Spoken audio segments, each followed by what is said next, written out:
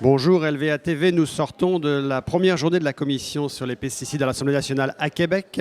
Alors quelques nouvelles qui ressortent de cette commission concernant Équiterre qui étaient les premiers à se présenter.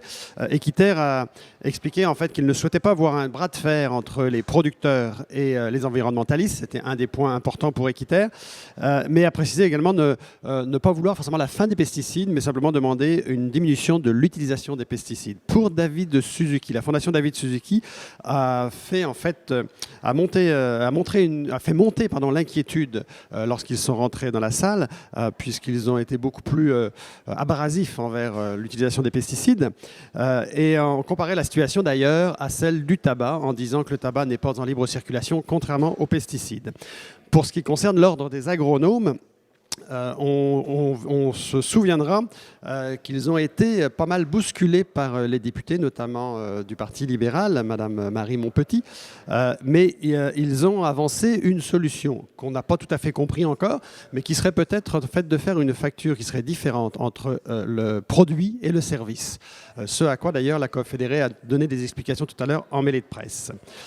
Concernant Jocelyn Michaud, un agriculteur depuis 46 ans, qui fait lui du semi-direct, est venu dire le glyphosate est le seul et unique produit pour répondre aux exigences actuelles des agriculteurs. Donc le seul et unique produit qui peut répondre aux exigences. Plus de glyphosate entraînerait, selon Jocelyn Michaud, beaucoup de frais pour une exploitation comme la sienne, c'est-à-dire 500 000 $ de frais de tracteur et 150 000 $ de frais d'exploitation par année.